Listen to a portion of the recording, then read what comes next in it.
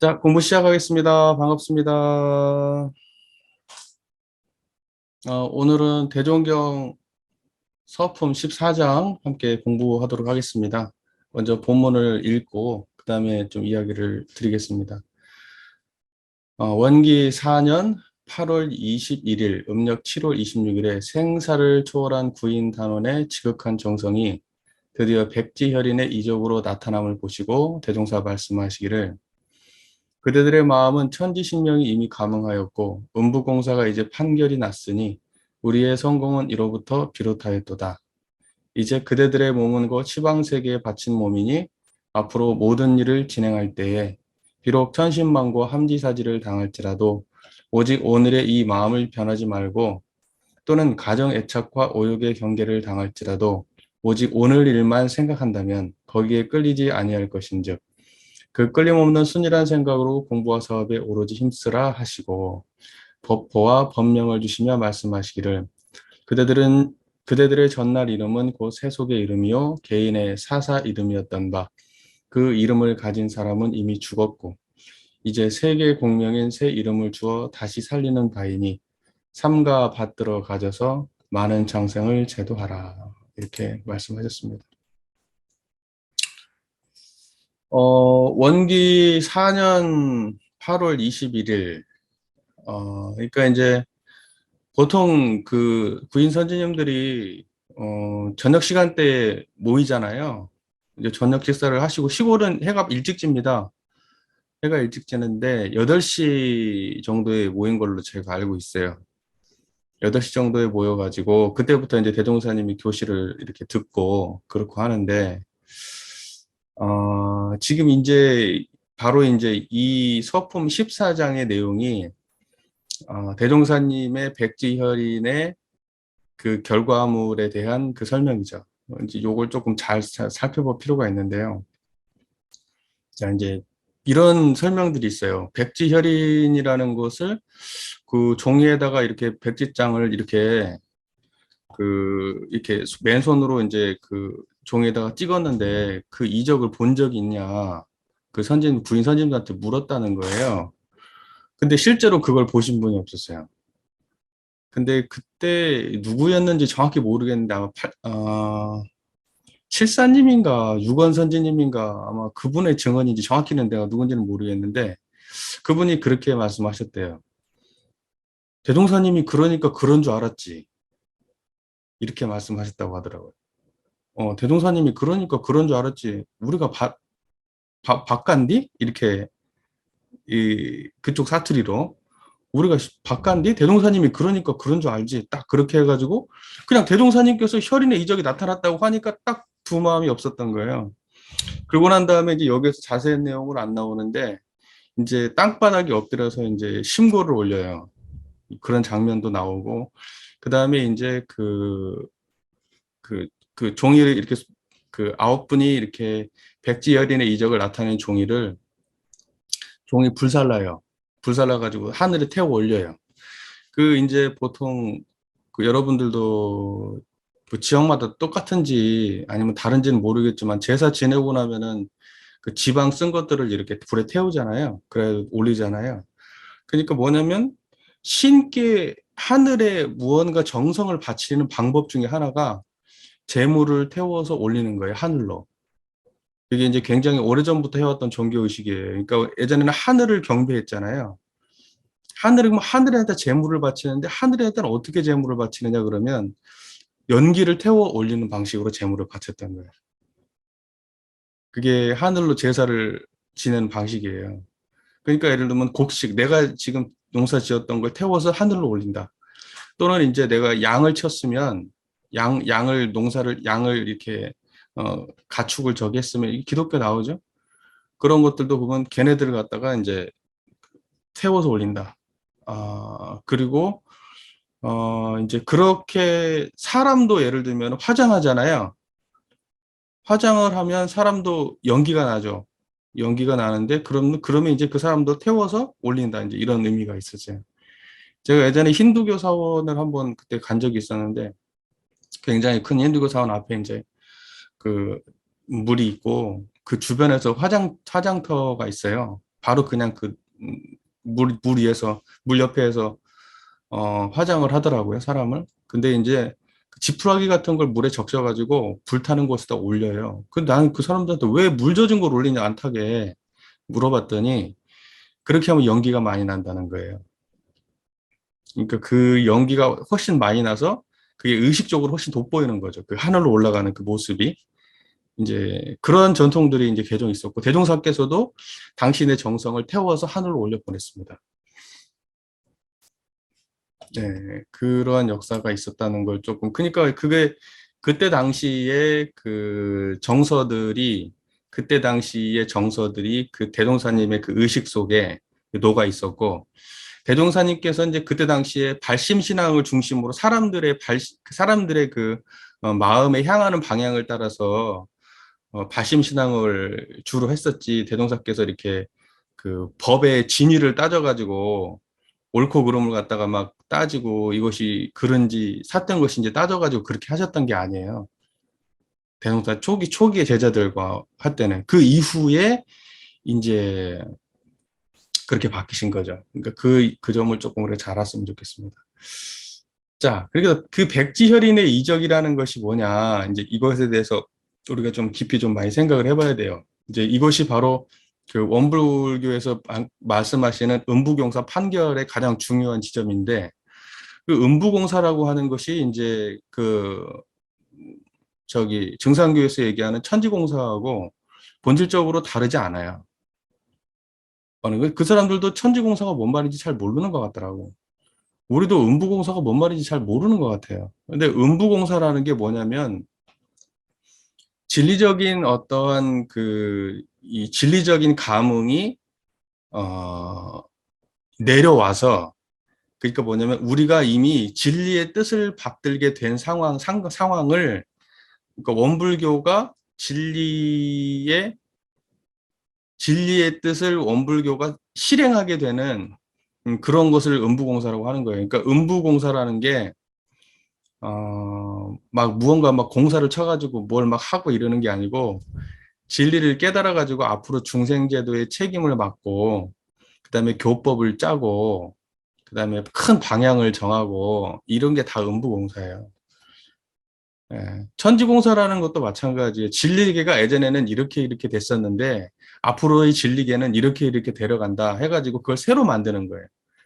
그게 다 음부공사고 천지공사인 거예요. 그러니까는 뭐냐면 사상으로 따지면 과거에는 이렇게 선천시대의 사상이 있었는데 후천시대의 사상으로 새롭게 그 법의 판을 새로 짜는 거 이런 것들이 다 음부공사예요. 무슨 말인지 그 말 이해되시죠? 이게 언어적으로 이제 그런 의미입니다. 그러니까는 중요한 것은 대종사께서 부인 제자들이 그 백지혈인을 갖다 손으로 이렇게 딱 찍었을 때 빨간색으로 뭐 이제 우리가 상상하기에 빨간색으로 뭔 이적이 나타났는지 색깔이 진짜로 이렇게 인주법으로 이렇게 한 것처럼 그런 식으로 나타났는지 이게 중요한 게 아니에요. 예. 그러니까 그런 사건을 중심으로 생각한다면 원불교의 이게 원불교에서 이적을 말하는 이게 가장 음, 거의 이거 하나 남았다시피 한 거잖아요. 지금 원불교에서 이적이라고 얘기하면. 근데 이걸 갖다가 그런 식으로 진짜로, 선도장이 찍힌 걸로 이걸 인식해버리면은, 그러면 이거 곤란해요. 우리는 어떻게 해서든지 이 해석을 이성과 합리와 진리성에 부합하게 해석을 해야 돼요. 실제로, 그리고 그때 당시에 구인 선지님도 그 도장을 실제로 육안으로 목격하신 바가 없어요. 대종사님께서 그런가 보다 하고 그러니까 믿었죠. 그러니까 중요한 건 뭐냐면 백지혈인이라고 하는 손도장이 찍혔냐 안 찍혔냐가 중요한 게 아니에요. 그분들한테는 그게 중요한 사건이 아니었어요. 그걸 대종사가 인정했냐 안 했냐가 중요한 사건이지. 왜냐하면 대종사께서 쉽게 말해서 상제 대행자로서의 그 일을 하셨는데 대종사께서 너희들 이미 하늘이 이미 감응했어라고 하는 그 상황이 중요한 거지 그 종이 쪼가리에 도장이 찍혔냐 안 찍혔냐는 후대 사람들한테 관심이지 그 현장에 있었던 사람들은 대종사님께서 음부공사가 판결이 났고 백자리는 찍혔다라고 하는 그 말씀 자체가 중요한 거라고요. 실제로 그 종이에 뭐가 찍혔냐가 중요한 게 아니고. 무슨 말인지 제 말이 이해되세요? 네, 그러니까 이야기 초점이 글로 올라가면 안 돼. 이야기의 초점이. 그러면 이제 자꾸 이게 희한하게 되고, 이게 맹신이 되면 이제 나중에 무슨 과학적인까지 증명을 해가지고 무슨 사람의 세포가 묻어서 어떻게 되고 막 이런 오만 이상한 이제 막 거기에 사이비 과학들이 다 동원이 되면서 그것이 사실이라는 걸 밝히게 되는 지금 기독교 무슨 뭐 창조과학 뭐 이런 얘기 나오는 것처럼 그렇게 희한한 사이비 종교화 될 수가 있어요. 그러니까 그런 식으로 해석하면 안 됩니다. 마음의 변화가 있었고 그 마음의 변화는 하늘이 감응한 마음, 하늘의 마음과 똑같은 마음이었고 대종사는 그걸 확인했고 제자들한테 백지혈인의 이적이라는 표현을 통해서 그것이 확인되었다라고 사람들한테 얘기를 했고 사람들은 그 말을 믿었어요. 아, 우리의 뜻을 하늘이 받아주었구나. 이제 이러한 그 하늘과의 관계를 맺었다는 것이 중요하고 그때 하늘은 진리고 진리의 내용은 뭐냐면 청정일념입니다. 일심. 그러니까 그때 당시에 사사로움이 없는 자리를 체험했고 그것을 대종사는 인정했다는 것이 중요한 것이고 그것을 갖다가 매개하는 증서로서 있었던 백지혈이는 중요한 게 아니에요. 그것은 이제 각자가 한번 판단해 보세요.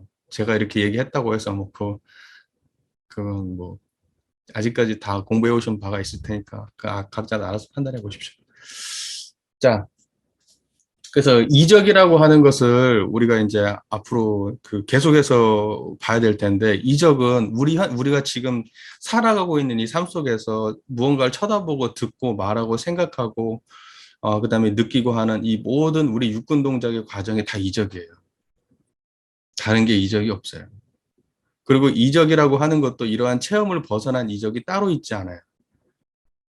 만약에 거기서 무언가가 어떠한 우리가 일반적으로 발견하기 어려운 특정한 체험이 있었다 하더라도 그것도 본질은 이렇게 우리가 평범하게 체험하는 이 일상과 본질이 다른 게 아니에요. 결국 그것도 보이는 모양으로 존재했을 거 아니에요. 색깔의 모양으로. 도장이 있었다 한들 빨간색으로 존재했을 거 아니에요. 그냥 빨간색이 드러났겠죠. 근데 인과 과정을 모르면 우리는 이적이라고 말하고 현상으로 드러난 그 현실이 인과 과정이 이해가 될 때는 이적이라고 말하지 않는 것뿐이에요. 그러나 실제로 인과적 과정을 넘어서서 존재하는 현실은 없는 거예요. 만약에 그런 걸 대종사께서 말했으면 시작부터 틀린 거예요. 원불교가. 그러니까는 제가 이야기하고 보면 본질을 아시겠죠. 거기는 집중해야 될 때가 아니란 말입니다. 이적이라 손가락 도장이라고 하는 그 백지혈인의 증서, 거기는 우리가 집중해야 될 곳이 아니에요.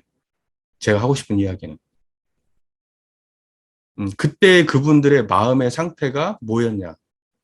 그게 음부공사가 판결이 난 마음이고, 그 다음에 정말 대종사께서 생각하시는, 이끌고자 하시는 그 마음의 경지였느냐, 이게 중요한 거지. 이게 중요한 거지. 그게 지금 종이 쪼가리에 도장이 찍혔냐, 안 찍혔냐, 이게 중요한 게 아니라고 지금 제가 얘기하는 거예요. 그리고 그게 실제로 증거된 바가 없어요. 만약에 실제로 빨간색으로 났다면 그 9분들이 봐라 빨간색이 이렇게 찍혔다 이러고 해가지고 사람들이 진짜 빨간색이 찍혔네 그러고 나중에 후래 제자들이 물어볼 때는 아 맞아 빨간색 그 손가락 도장이 있었어 이런 말이 나와야 되는데 그때 참여했던 분들은 아무도 그런 말을 안 한다니까. 무슨 말인지 제 말이 이해되시죠? 예. 자, 그리고 그 이후에 이제 중요한 말씀들이 나옵니다. 그대들의 마음은 천지신명이 이미 감응하였고 음부공사가 이제 판결이 났으니 우리의 성공은 이로부터 비롯하였도다. 자, 보세요. 그대들의 마음은 천지신명이 이미 감응하였고 천지신명이 뭐예요? 천지신명. 천지신명이 이론상이에요. 천지라고 하는 것은 현상계를 대표하는 대표적인 변화를 대표하는 천지. 천지라고 하는 것은 변화의 대표, 그러니까 뭐냐면 음양의 대표 현상으로 따지면 천지 이렇게 얘기하잖아요. 변화를 대표하는 말이에요.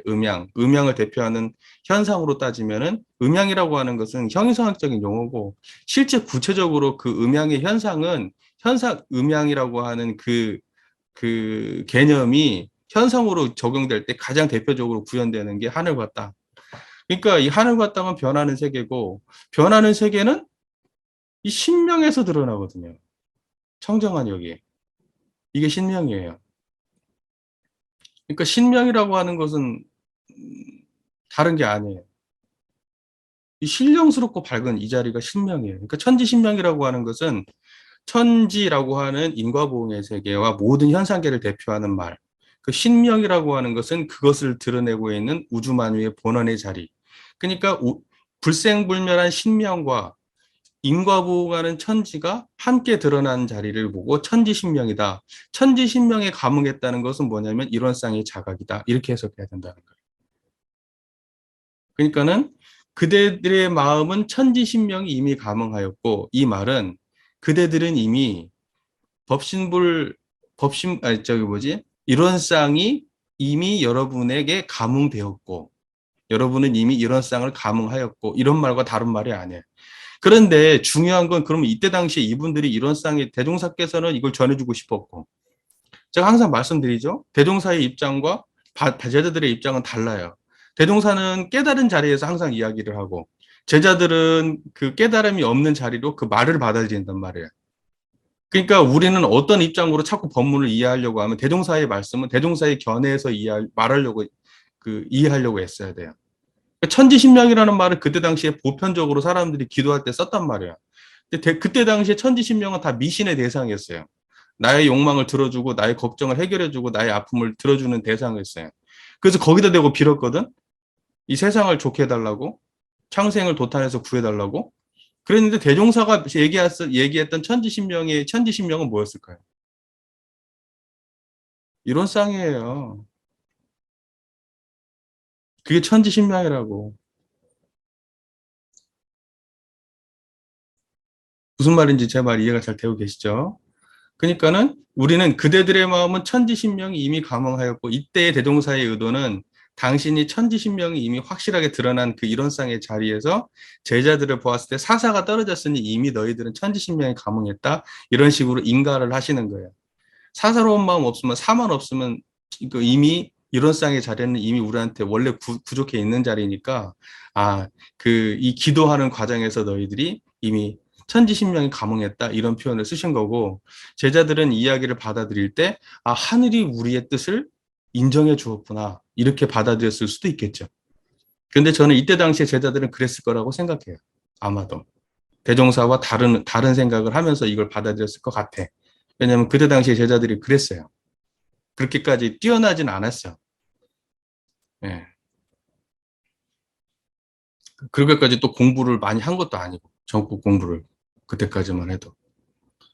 자, 그래서 음부공사가 이미 판결이 났으니, 아까 음부공사라고 하는 것은 뭐냐면, 음부공사의 판결이라고 하는 것은, 예를 들면 신계, 뭐 이렇게 얘기하는데, 진리계, 또는 뭐 신계, 이렇게 이야기할 수 있잖아요.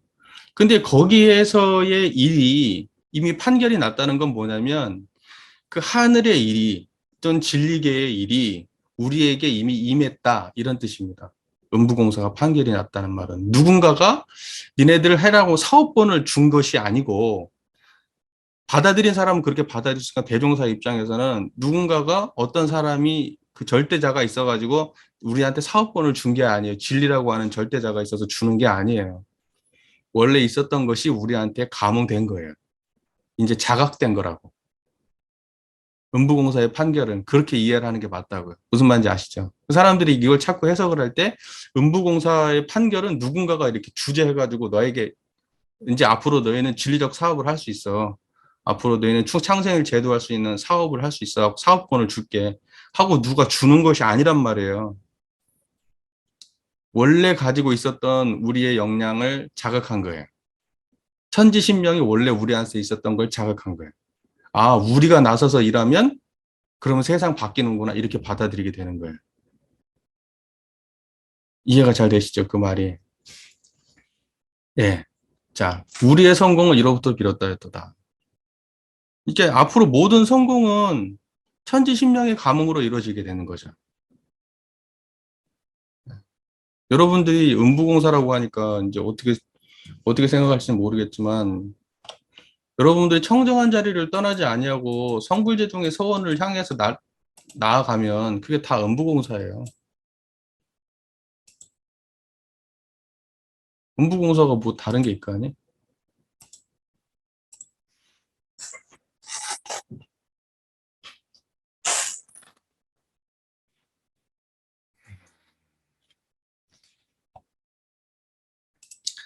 자, 그리고요. 이제 그대들의 몸은 곧 시방세계에 바친 몸이니 이런 말 딱 들으면 느낌 와요? 시방세계에 바친 몸이다.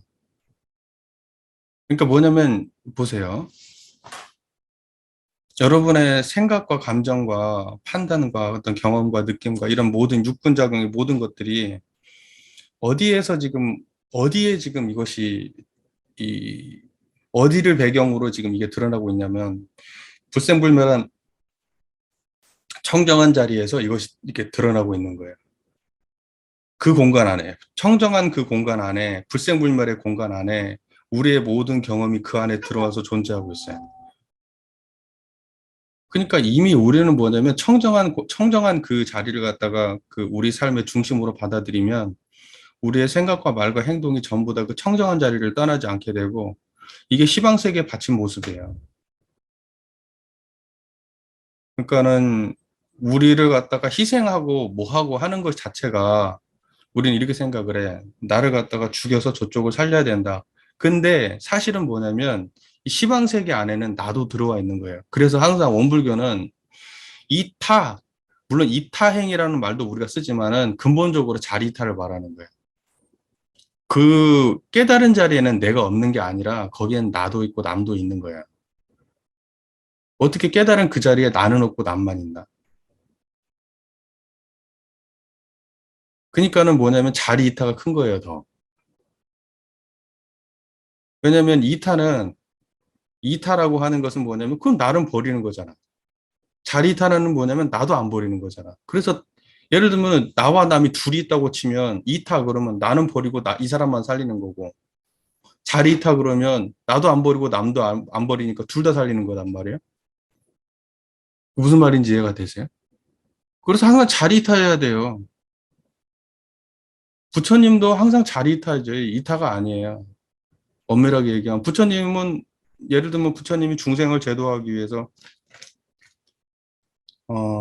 84점 무한 법문을 하고 자기 삶을 갖다가 온통 쏟아 부어서 중생 제도를 했다? 근데 그것이 중생만을 위한 거였냐? 아니, 다 자기 성불의 과정이었던 거예요. 그러니까 우리가 예를 들면은 중생을 제도한다라고 하는 그 행위가 있으면 그 행위는 나를 제도하는 것이에요. 그대로. 중생을 위해서 뭔가 중생을 위해서 뭔가 해줬다. 그게 내가 복 짓는 길이고. 그러니까 이 관점이 들어왔을 때 자리이타가 되는 것이고, 그러한 모든 행위 중에 내가 소멸되고 타인만 존재하게 되면은 그건 이타지 자리이타는 아니에요. 그러니까 부처님은 손해볼 짓을 절대 하지 않아요. 손해볼 짓을 안 해. 왜냐면 수많은 일체 중생 중에 자기도 들어가 있는 거라서 손해볼 짓이 없어요. 그러니까 욕망대로 하는데 그 욕망이 모두에게 이익이 돼. 이제 이런 게 대승행위거든요. 이거 잘 생각해야 돼요. 자리이타가 더 큰 겁니다. 더 어려운 거고. 자리이타로 가야 그게 고수예요. 손해보는 인류가 다른 명도 없게 만들어야 돼. 이상적이지. 되고 안 되고의 문제를 여기서 논하기는 어렵고, 이념적으로는 그렇다는 얘기예요. 이념적으로. 뭐 되고 안 되고를 뭐 논해서 뭐 하겠어요. 예, 근처도 못 가는 얘기인데, 우리 입장에서 보면. 자, 그래서요, 그대들의 몸은 그 시방세계에 바친 몸이니 이게 이해가 됐어요? 이게 느낌이 뭐냐면, 청정한 자리에서 육군이 이렇게 탁 구현되고 있는 이 모습이 그대들의 몸은 그 시방세계에 바친 몸이다, 이 말이에요. 시방세계라는 것은 뭐냐면, 시방세계라는 게 이게 공간으로 표현되고 있지만, 시방세계라는 공간이라고 하는 것은 이 청정한 허공법계의 공간을 말하는 거예요. 그러니까 우리가 사실은 어디에 처해도 그 공간은 청정법계의 공간이에요. 여기가 시방세계예요. 예를 들면 내가 지금 아까 좀 미국에서 어디 뭐 여행을 간다. 그리고 뭐 어디에서 어디를 간다. 그래도 거기가 다 어디냐 청정법계 아니에요. 그러니까 우리는 이미 사사만 떨어지고 서사가 떨어지고 천지신명이 감흥하고 음부공사가 판결이 난 사람의 입장에서는 이미 시방세계에 나를 바쳤어요. 청정한 자리에서 이미 이 자리가 다 드러나고 있다고. 나의 생각도 청정한 자리를 떠나지 않고 나의 생각과 판단과 감정과 모든 게 이 청정한 이 바탕 안에서 이루어지고 있는 거예요. 이 시방세계라고요. 이게 지금 청정법계가. 이 시방세계라고 하니까 이게 지금 물리적 공간을 얘기하는 것 같은데 그 물리적 공간을 얘기하는 게 아니에요. 여러분이 뭐, 예를 들면, 아프면 그 아픔을 느끼는 그 공간이 있잖아요. 몸뚱아리에서 아픈 게 아니에요. 청정한 공간에서 아픈 거예요. 여러분, 따뜻해. 따뜻하면 여러분의 촉감은 몸 속에서의 공간이 아니에요. 청정법계에서 일어나고 있는 일이라니까. 이 느낌이 있어야 되는데. 무슨 말인지 아시는가? 여기에서 여기가 시방세계 받침몸이라는 말이 이 말이에요. 이 성리적으로 이 말 이해되세요? 자, 보세요. 다시 한번 또 정리를 해봅시다. 우리가 이게 지금 무언가를 보고 있잖아요. 그 보는 것이 어디서 일어나고 있냐면 이 청정법계 안에서 일어나고 있어요. 이 느낌, 이렇게 만져보면 이 느낌이 있잖아요. 이 느낌이 어디서 몸뚱아리에서 일어나게 있는 게 아니에요. 이 청정법계 안에서 일어나고 있어요. 여기가 지금 청정법계가 아니고 여기 시방세계에 받친 몸이니 이 말은 이 시방세계는 일체 중생에 들어오는 일체 중생이 모두 공유하고 있는 우주만유의 본원인 자리예요. 이게 시방세계예요. 거기에 이미 우리는 받쳐졌다니까요. 원래가. 그것을 자가한 거고.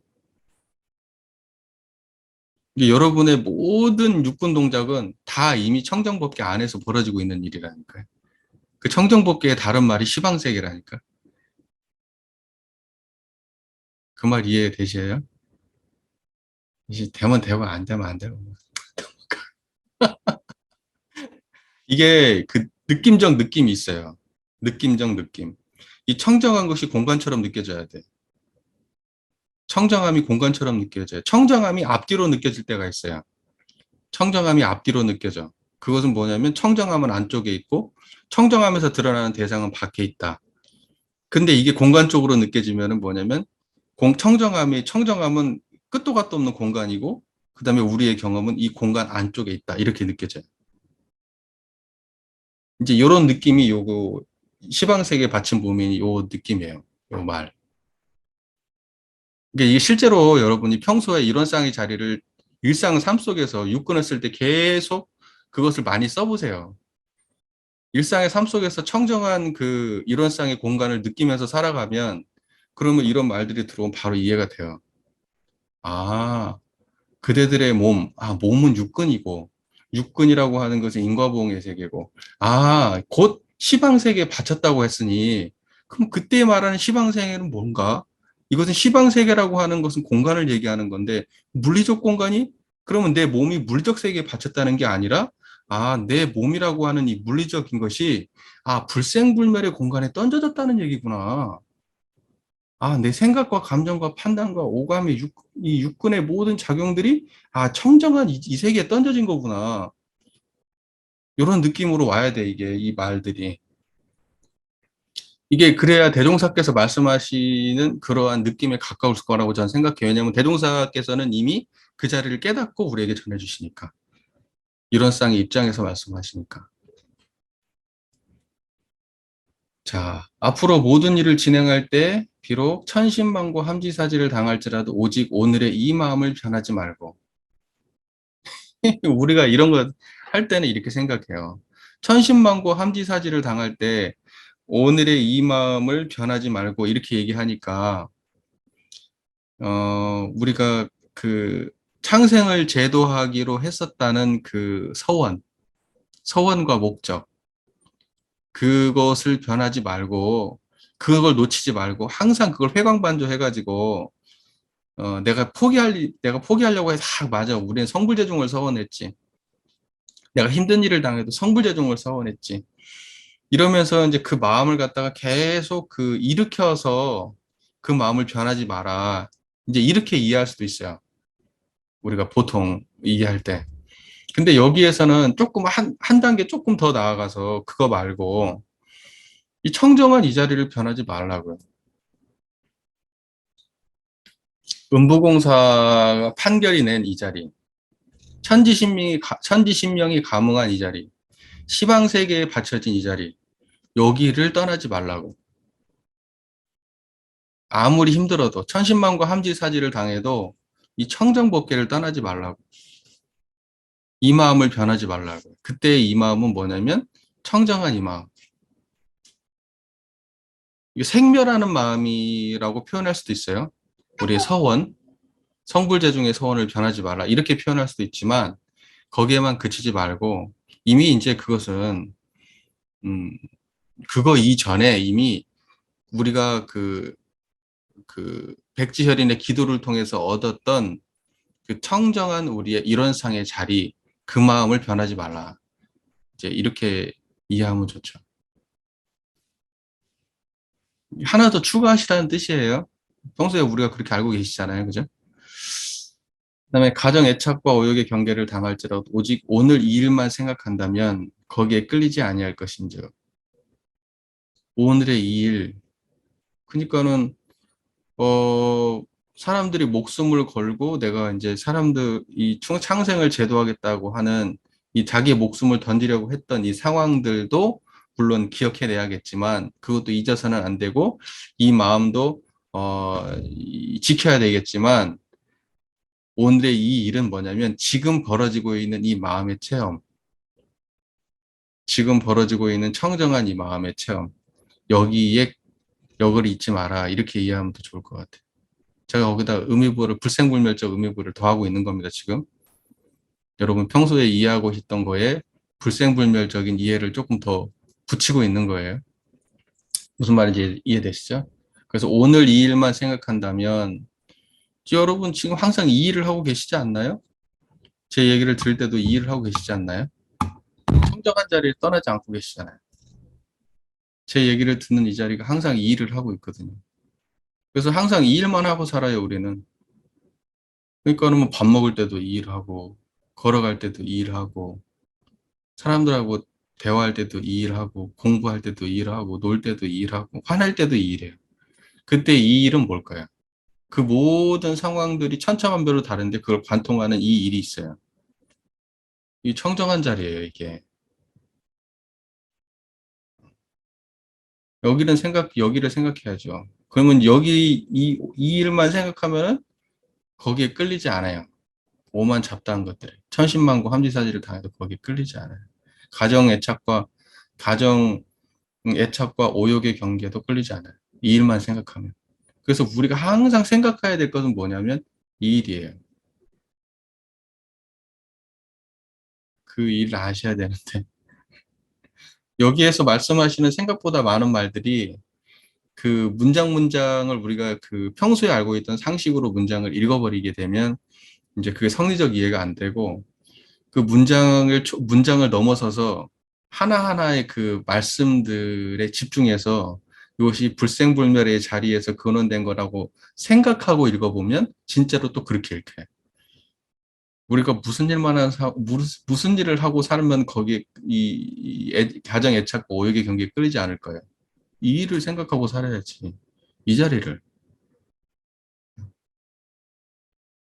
자, 그 끌림없는 순이라는 생각. 공부와 사업에 오로지 힘쓰라. 음, 순일. 순일하다는 게 뭐예요? 순이라다는 게 지금 청정한 이게 순이란 거예요. 이게 순이란 생각이에요. 여러분, 순이란 생각이 뭐겠어요, 여러분. 예. 순이란 생각은 이 청정한 이게 순이란 생각이에요. 자, 그리고 법화와 법명을 주시며 말씀하시기를 그대들의 전날 이름은 곧 세속의 이름이요. 개인의 사사 이름이었던 바 그 이름을 가진 사람은 이미 죽었고 이제 세계 공명인 새 이름을 주어 다시 살리는 바이니 삼가 받들어 가져서 많은 창생을 제도하라. 그러니까는 우리의 법화와 법명은 과거의 이름을 과거의 나를 버린 거예요. 그리고 새 이름을 받음과 동시에 나는 새로 태어난 거예요. 그러니까 이건 뭐냐면 하나의 좀 거대한 종교적인 그 퍼포먼스 같은 거죠. 대종사께서 과거에 있었던 구인 선진들을 다 죽여서 묻어버린 거예요. 정신적으로. 과거에 있었던 나를 죽여서 묻어버린 거예요. 여기는 그런 표현들이 나와요. 이 서품 14장에 보면 이런 표현들이 나와요. 예전에 불법 연구의 참고연사에 보면 이런 표현이 나와요.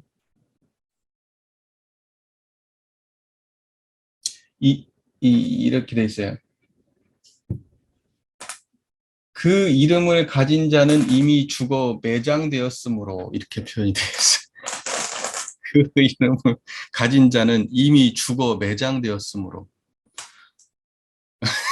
근데 여기는 죽어 매장되었다는 표현이 아직 안 나오는데, 그러니까 뭐냐면은요, 사람이 대종사께서는 뭐냐면 그 기도를 통해서 그 구인 단원들을 묻어버린 거예요.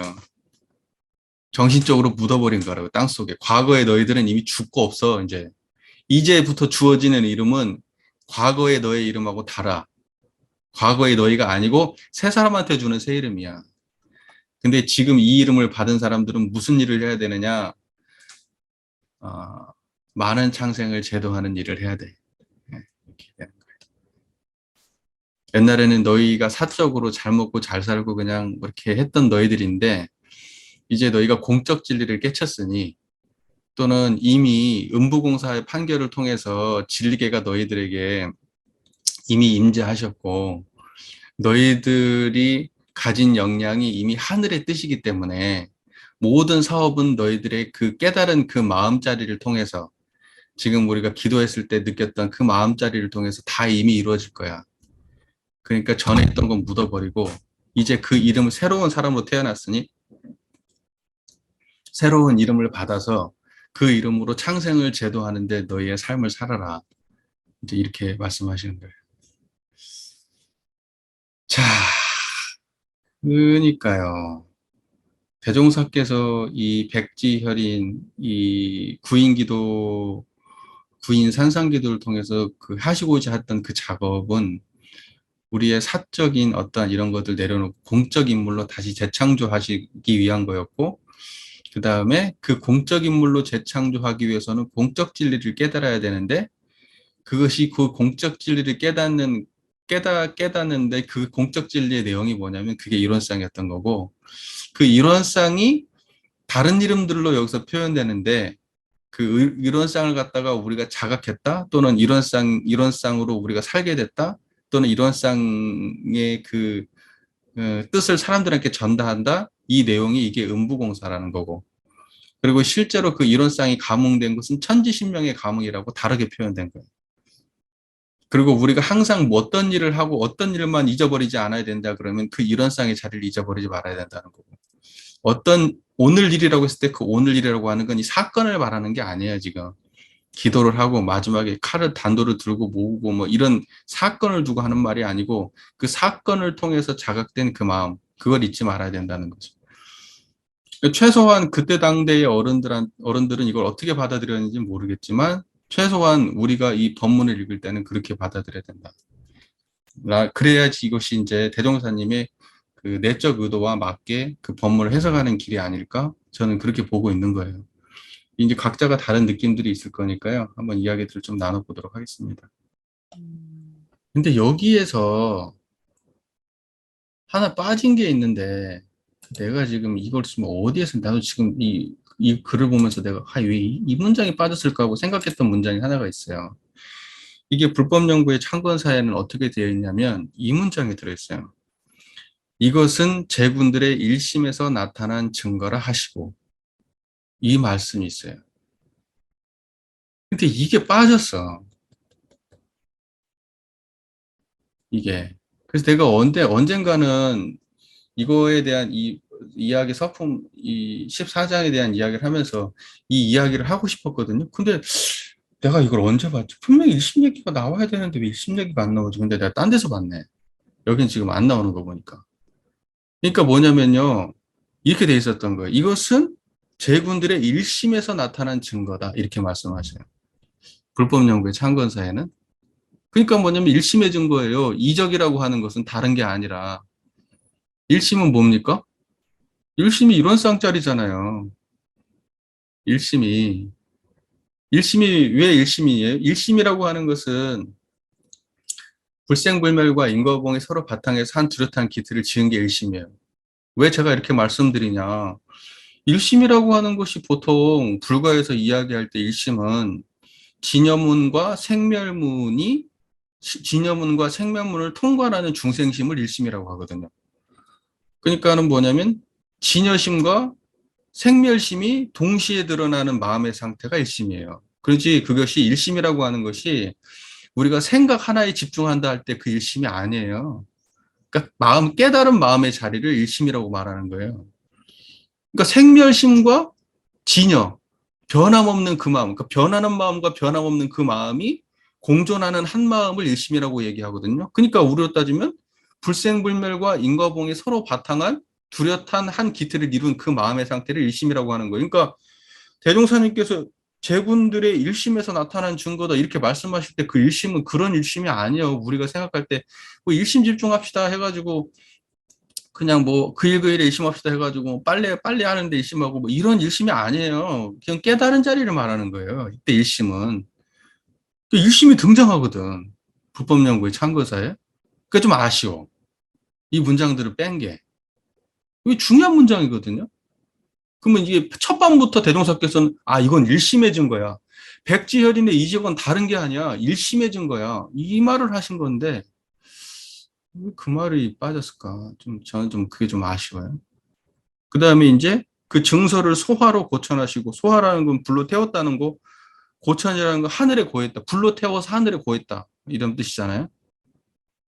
그 증서를 불로 태워서 하늘에 고하시고 그 다음에 바로 모든 행장을 차리어 기도 장소로 가라 하시고 나중에 다시 부르시죠.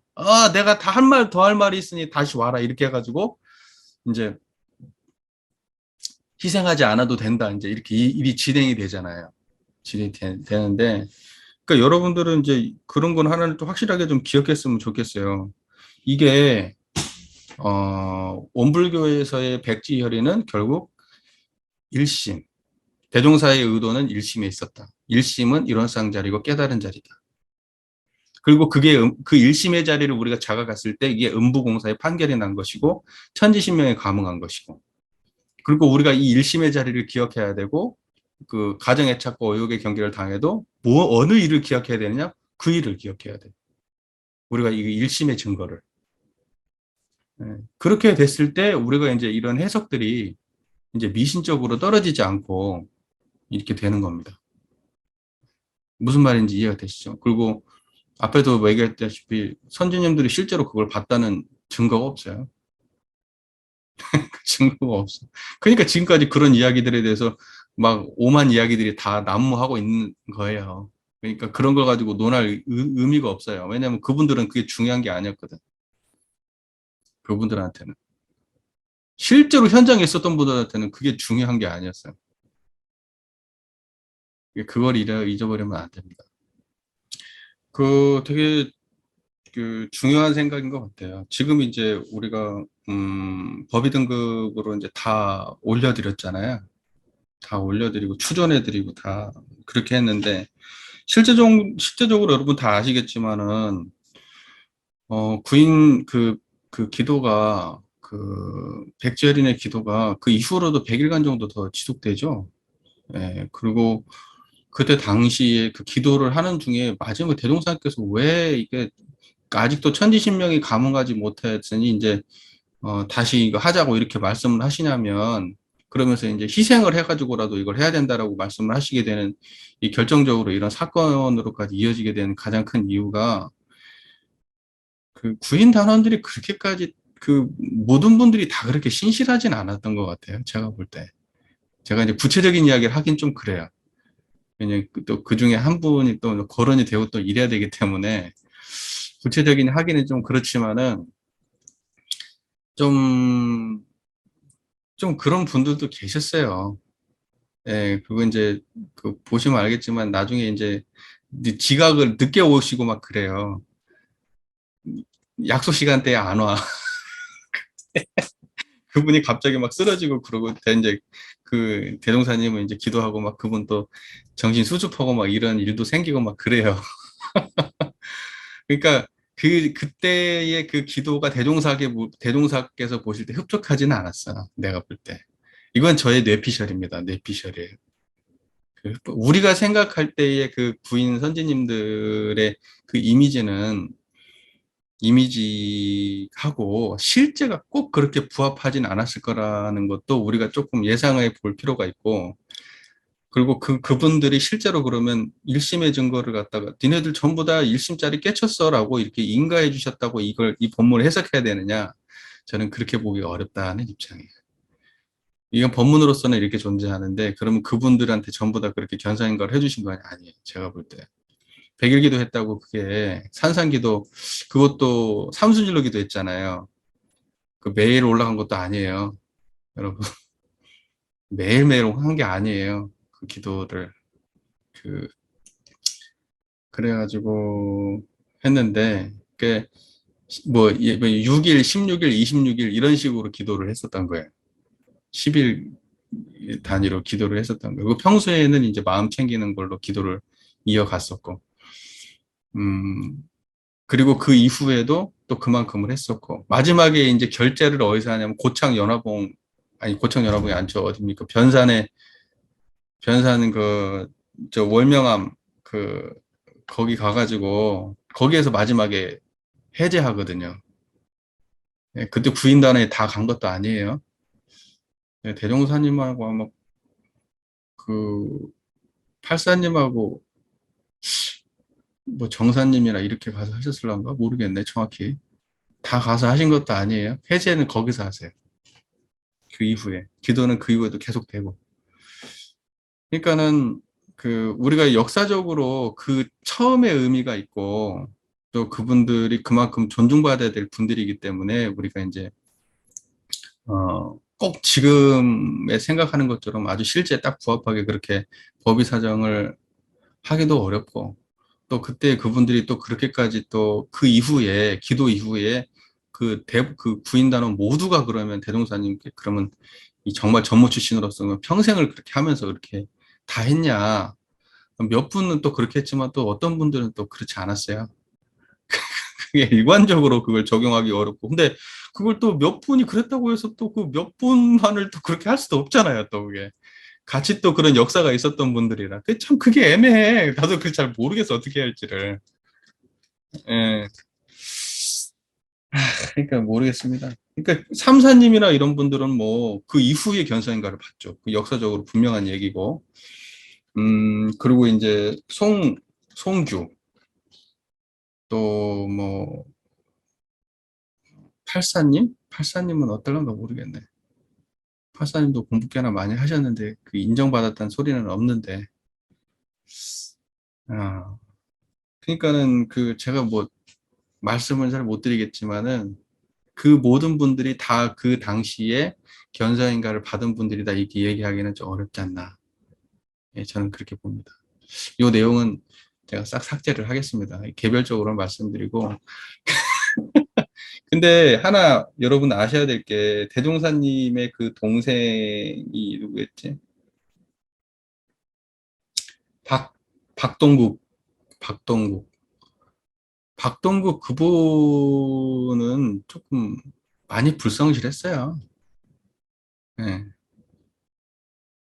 예, 많이 역사적으로도 그렇게 되어 있고 또 이제 다른 분들 같은 경우에는 또 무식하셨고 그렇게 공부를 또 막 되게 하신 분들이 아니에요. 그러니까 그 중에 몇몇 분은 그렇게 하셨지만 그 더 많은 대부분의 분들은 박세철 선생님에 대해서 들어봤어요? 역사에 대해서? 거의 없을걸? 한번 볼까?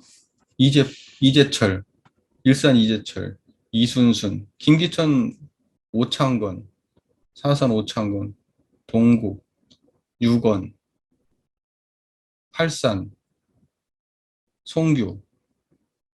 일단은 뭐냐면, 우리 정산 종사님은 견사인가를, 그때 당시에는 아니었지만, 나중에 견사인가를 받으셔요. 그러니까 그때 당시를 견성으로 보긴 어려워요, 다. 이건 그냥 법문으로 우리가 이해를 해야 되지. 이걸 그때 당시에 그분들을 통체적으로 견사니까 했다고 보기 어렵습니다. 제가 볼 때.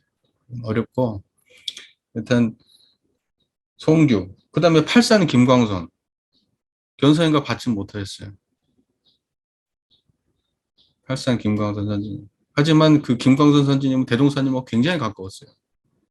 그러니까 사적인 자리에서는 아마 형님으로 불렀을 거예요. 아마. 이게 사적인 자리하고 공적인 자리하고 이분들 행동이 똑같지는 않았어요. 공적인 자리에서는 이 종사주지만은 사적인 자리에서는 거의 팔사님을 형님으로 생각했을 거예요. 굉장히 서로 굉장히 의지가 컸던 분들이에요. 두 분이. 제가 알기로는 사적으로 굉장히 가까웠고. 칠사님? 아마 칠사님이 이 사건에 대해서 칠사님이 굉장히 오래 사셨던 분이에요. 제가 알기로. 그래서 후진들이 나중에 그 구인 단원의 일화에 대해서 지장 찍힘 문제에 대해서 물었을 때 칠사님의 대답이었을 거예요. 아마 그게. 우리가 뭐 알간디? 대도사님이 그러니까 그런 줄 알았지? 이렇게 이야기했던 분이 아마 칠사님일 거예요. 그럴 거고. 그 다음에 이제 부모님을 식당에 맡겼던 그 박동국, 대동사님의 그 동생. 그분은 그 좀 불성실한 분이었어요. 예, 좀 문제가 좀 있었어요.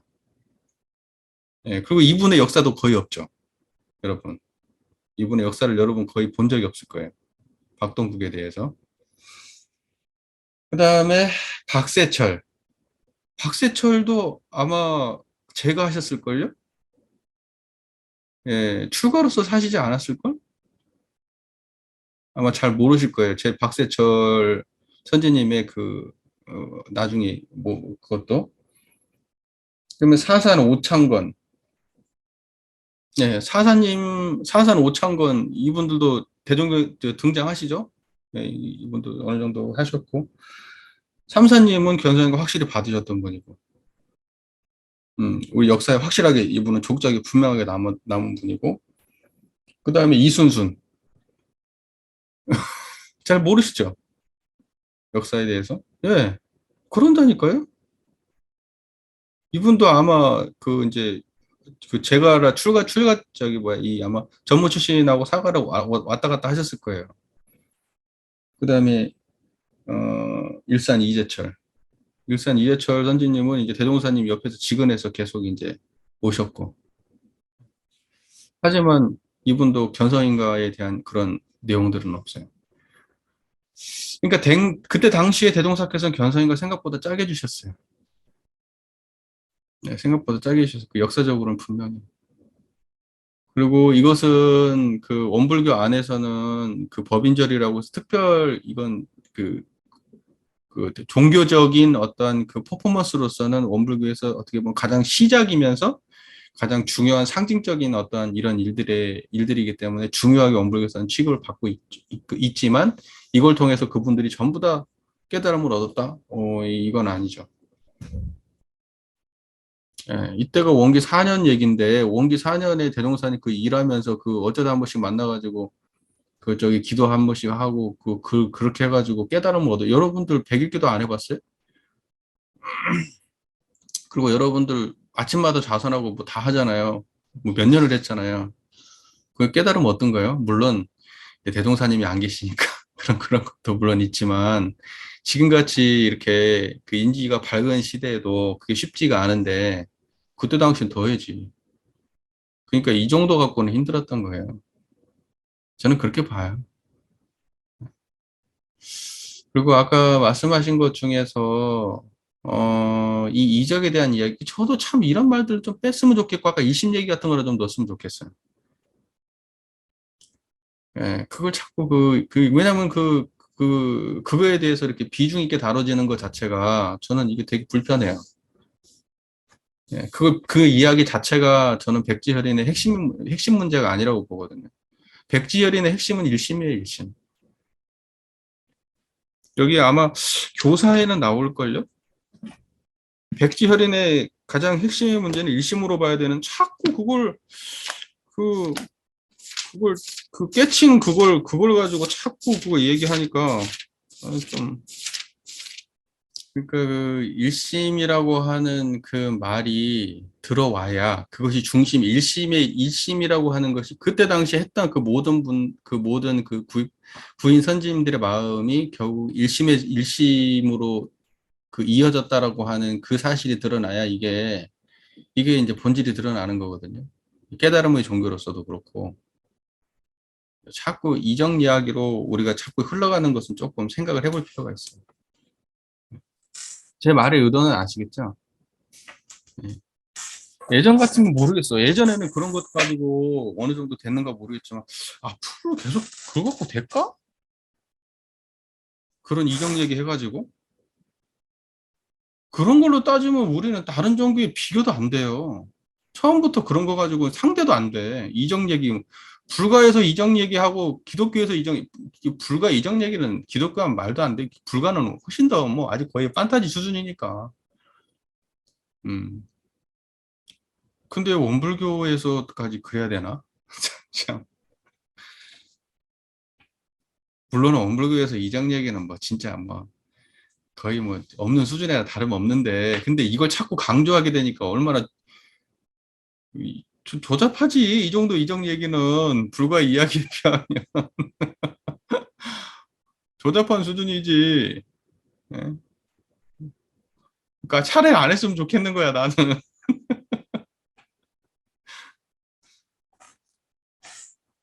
안 그래? 아니, 뭐, 저기 뭐지, 무슨 뭐, 저기 뭐, 바다가 갈라지고, 뭐, 어? 뭐, 뚝뚝 뚜디니 거기서 뭐, 물이 터져 나오고 막 이런 이적들도 다 있는데, 무리를 걷고 막 이러는데, 꽃비가 내리고 막 이러는데, 아니 이거 뭐 도장 좀 찍어갖고 빨간색 변화, 종이에다 빨간색 변한 거 가지고 자꾸 종교 얘기를 하면, 이런 거 생각하는 사람들이 볼 때는 너무 원불교의 이적은 너무 수준이 낮은 거예요. 이적으로 따지면 이적만 갖고 이적 대결 한번 해볼까? 원불교는 끼도 못해. 일반적으로 그 민가에서 연불이나 막 이런 거 좌선을 해가지고 이적을 보인 사람들 수준도 안 돼요, 이거. 그런 얘기를 뭐 하려고 우리가 하냐고. 우리한테 도움도 우리의 교법을 이해하는 데도 도움이 안 되고, 교화에도 도움도 안 돼, 내가 볼 때. 음부라는 게 뭐냐면, 음부공사라는 보이지 않는 기관 관청이 있어. 보이지 않는. 근데 거기에서 우리한테 인가를 내려준 거야. 그게 음부공사라고 얘기를 해. 그러니까 음부공사라는 것은 무슨 말이냐면, 그 음부에서 우리의 일에 그 뭐지? 그 허가를 내줬다. 사업권을 주었다. 이렇게 보통 사람들이 설명을 한단 말입니다. 근데 그 음부공사라는 게 실제로 어디 기관과 관청이 있고 누군가가 주재해서 그 음부에서 무언가를 우리에게 무슨 사업권을 주고 이런 식으로 음부공사 판결을 이해하면 안 되고, 그 음부라고 하는 것이 무엇냐면 보이지 않는 기관은 이 청정한 불생불멸한 자리다 이 말이에요. 이게 음부예요. 무슨 말인지 아시겠죠? 그러니까 음부공사라고 하는 것은 그 이 청정한 이 음부에 그 예를 들면 그 숨은 관청 또는 보이지 않는 기관, 어떤 그 여기에서 공적으로 너희에게 인가를 해줬는데, 그것은 누군가가 뭘 해서 해주는 게 아니고 우리가 스스로 자각된 거예요. 원래 있었던 것이. 그러니까 음부라는 것은 우리 마음 밖에 다른 세계가 아니라 우리 마음 안에 청정한 이 세계가, 그게 음부예요. 보이지 않는 기관이고 관청이라고. 그래서 그 음부에서 공적으로 인간의 시비 이해를 갖다가 주관할 수 있게 해주는 것이 그게 음부공사예요. 그러니까는 우리가 무언가를 하고자 할 때 다 음부공사의 판결이 나야 된다는 게 어떤 거냐면, 여러분은 무언가를 쳐다보고 무언가를 맛보고 무언가를 육군의 경험을 할 때 그게 전부 다 음부공사지. 여러분 청정한 이 자리에서 전부 다 사적인 시비회가 드러나지 않아요? 이게 음부공사라니까? 뭐가 따로 음부공사가 있는 게 아니고. 근데 우리는 음부공사라고 하면은 진리계가 따로 있다고 상상을 한다니까? 그러니까 따로 어딘가에 진리계가 있어갖고 그 진리계에서 우리에게 사업적인 어떤 권한을 내려는 것처럼 해석을 하는데, 그렇게 해석하면 안 되고, 음부는 어디 없어. 우리가 상상해도 그건 생각이잖아. 근데 그 모든 것들을 드러내는 이 바탕의 자리가 거기가 음부공사란 그 음부라는 말이고 그 음부에서 이루어지는 모든 12의 문제가 다 음부공사예요. 사람은 인간의 12회를 이름이요 이렇게 말씀하셨잖아요. 공이라고 하는 것은 공변될 공자잖아. 그러니까 음부의 그 공변된 자리에서 12회가 드러나는 모양이 음부공사예요. 그러니까 모든 12회가 음부의 판결이 나야 된다는 것은 이 청정한 자리에 근본돼 가지고 12회가 이루어져야 된다 이런 말이에요. 그게 음부공사 판결이라고. 모든 인간의 모든 사 인간의 12회는 음부에서 판결이 나야 돼. 그러니까 여러분들이 내가 이 일을 할까 저 일을 할까 이게 그럴까 저 일까 할 때는 우리가 그 12이해를 환히 드러내는 청정한 자리에서 그것이 그렇게 어떻게 할 것인가가 온전해지잖아요. 내 욕망에 끌리지 아니하고 또는 내 사적 감정에 끌리지 아니하고 내는 또 분별 주체심에 끌리지 아니하고 또는 특정한 견해에 그, 그 편착되지 않고 그 음부의 자리에서 판결이 나야만 그것이 온전하게 12회가 구현되는 게 그게 음부공사라고. 그러니까 우리의 대종사께서 제자들과 함께 했었던 그 기도나 그리고 그 앞에 그 미래의 비전이나 그 모든 해왔던 모든 일들이나 앞으로 해갈 모든 교법적인 거나 앞으로 실천적인 모든 것들이 다 어디에 근원되냐? 음부의 판결에 의해서 그 일이 진행이 되는 거라고. 근데 그 음부는 뭐냐고요, 그게. 그게 불생불멸한 청정한 그 자리가 음부라니까. 그러니까 마음을 떠나서 우리의 청정한 그 마음 떠난 음부가 따로 존재하지 않아요. 무슨 말인지 아시겠죠? 예. 그러니까 우리는 항상 뭐 음계에서 양계는 음계의 판장이 있어야 된다라고 할 때 양계라고 하는 것은 우리의 지금 살아가고 있는 이 세상이고 음계는 이 세상을 살아가고 있는 세상을 관장하는 보이지 않는 세상이 음계다. 이걸 음부다 이렇게 설명을 하는데 그런데 그 세계가 어딨냐고 없다고 인과보응의 세계가 양계고 인과보응의 세계를 드러내는 불생불멸의 청정한 자리가 음계예요. 무슨 말인지 이해가 되시죠? 보이지 않는 세계는 보이지 않는 세계는 보이는 세계를 드러내고 있는 바탕이 보이지 않는 세계예요. 그러니까 청정한 자리가 없으면은 인과보응도 없고 인과보응이 없으면 청정한 자리도 없는 거예요. 근데 인과보응의 자리는 청정한 자리가 드러내고 있잖아요. 그래서 그걸 이름하여 음부공사의 판결이다 이렇게 얘기하는 거예요. 음부공사가 판결이 나야 되는 거예요. 그래야지 인간의 시비회가 온전하게 구현되는 거니까. 아니 여러분 그 피운 보온 배원의 문제나 그 보온의 문제나 또는 정의 실행의 문제나 또는 계율을 지키는 문제나 재생의사의 모든 문제가 어디에 근원되어 있냐고요. 음부에 근원되어 있다고 청정한 이 자리에. 그러니까 음부공사의 판결은 1심에 나타난 증거다. 이거 다 같은 말들이라고. 1심, 그 다음에 음부, 그 다음에 천지신명의 감응. 이게 다 같은 맥락의 말이라고.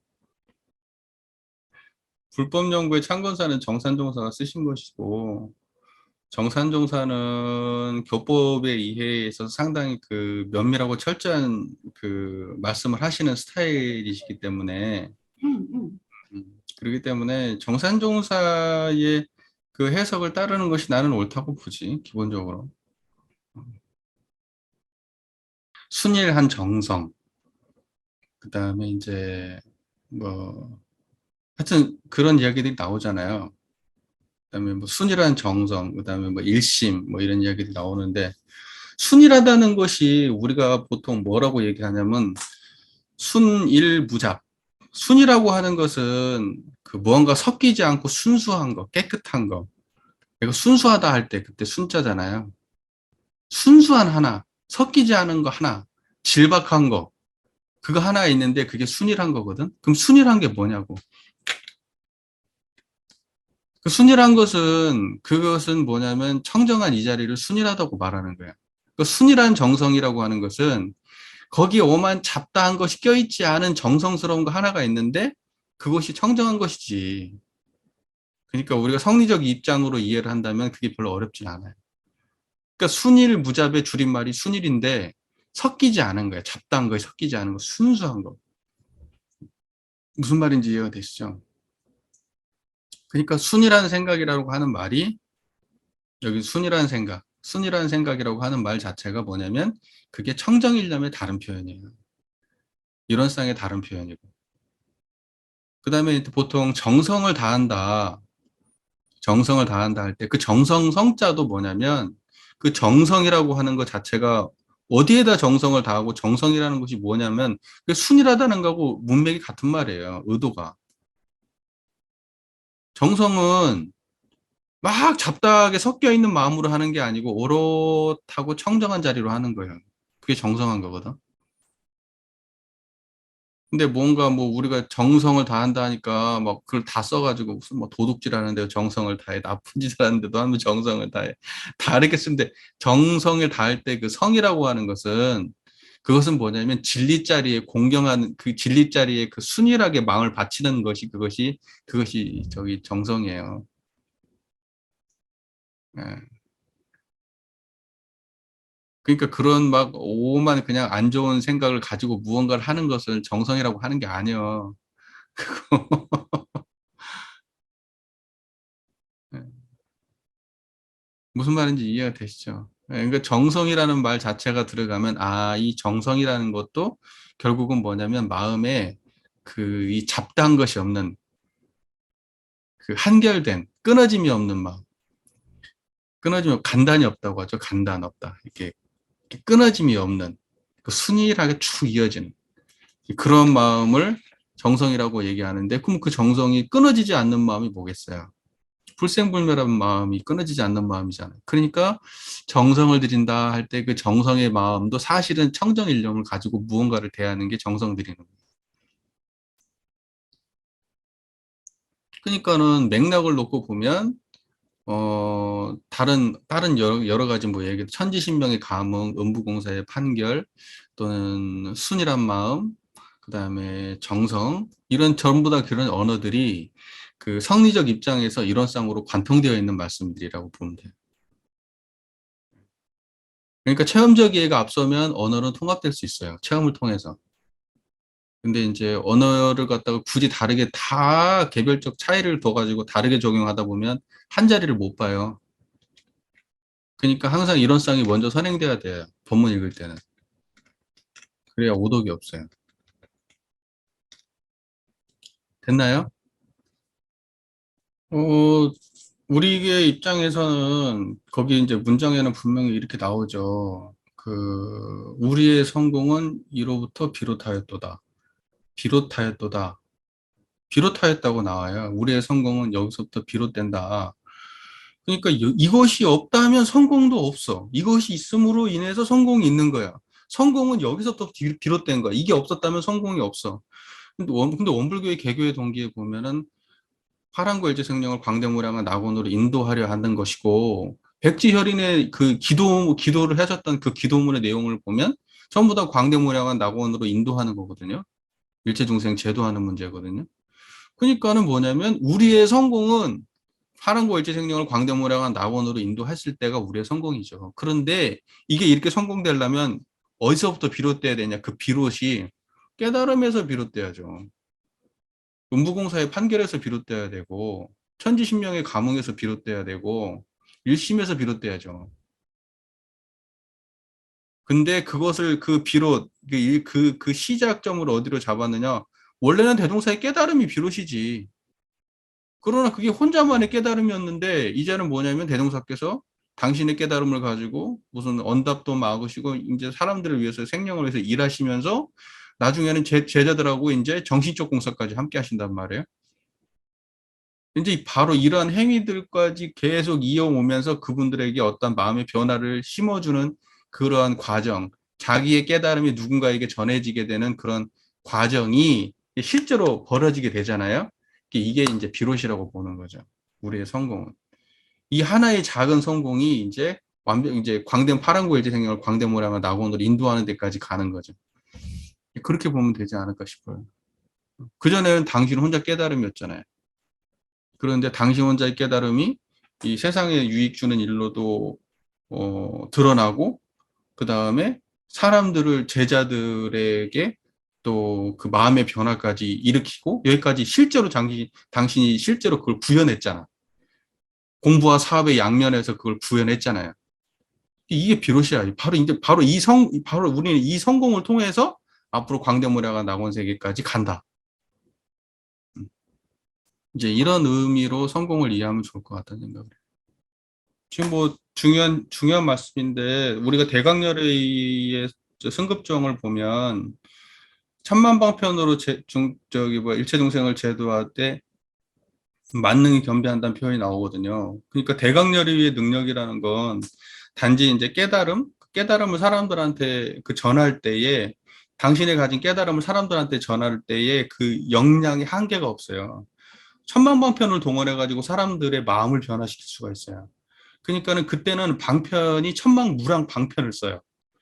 때로는 사람을 뭐 이렇게 막 심각하게 사람들이 봤을 때는 저렇게까지 해야 돼 할 정도의 방편까지 쓰면서도 그 사람을 제도할 수 있는 역량이 있어야 돼요.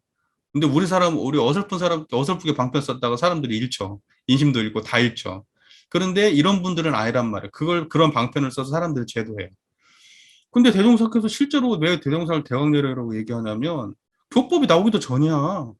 그런데 대종사께서는 당신이 깨닫고 난 이후부터 플랜이 머릿속에 쫙 있어요. 그래가지고 그거 가지고 일을 해서 성공하시고, 그 사람들을 모아가지고 그 사람들 갖다 마음을 변화시켰거든.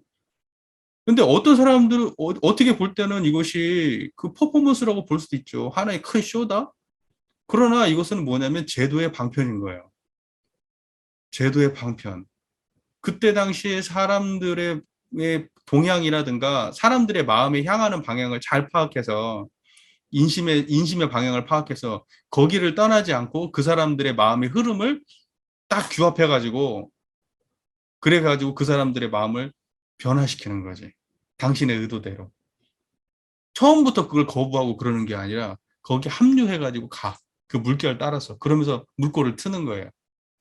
그러니까 이러한 행위들을 하게 되신 거죠. 그러니까 이게 그 무량방편으로 교화하시는 대종사님의 하나의 대강열에 의해 그 모습을 볼 수 있다고, 대강열에 의해 면모를 보여주는 하나의 사건이라고 볼 수도 있어요. 이런.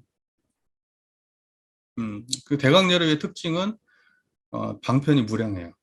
천망방편으로 중생을 제도해요. 이게 대강열의 의해 특징이에요. 보통 보면은 그 제도의 한계를 갖거든요. 제도하는 수준이 딱 한계가 있거든요. 저만 봐도 그렇고 여러분들 봐도 그렇지 않나요? 사람들 대하는데 벌써 한계가 있잖아요. 네. 이 사람은 되고 저 사람은 안 되고 막 그렇잖아요. 근데 이 제도의 방편이 능한 분들은 어떠한 방편을 쓰든지 다 해요. 제도를 시킨다고. 근데 제도 받는 사람이 제도 받는지를 몰라. 그러니까 그때 당시 구인 선진들은 어떤 의도로 저분이 저렇게 하는지는 모르지만, 그분이 시키는 대로 그 순이란 마음으로 꾸준히 자기도 모르게 그냥 사심 없이 그 마음에 빨려 들어가서 그렇게 기도도 하고, 그다음에 방언공사도 하고, 그 이후에 제도 사업들도 하고 그렇게 됐던 거예요. 그 역량이 빨려 들어가서. 그게 대광열이에요. 그분들은 자기가 대웅사께서는 어떠한 이 사람들 제도해야겠다는 의도를 가지고 하셨지만, 그 사람들은 자기네들이 어떻게 제도 받는지를 몰라요. 그냥 그 옆에 있으면 제도를 받아. 그분의 역량에 휩싸여서 그 파장 속에서 그냥 제도를 받아. 이게 이런 게 대강열애이죠. 이런 게. 그래서 대종사님을 대강열애라고 하는 거예요. 처음부터 우리는 표현을 하기를. 왜냐하면 대종사님의 삶이 그래. 시작부터. 뭐 우리 교법하고도 부합하잖아요. 내용이.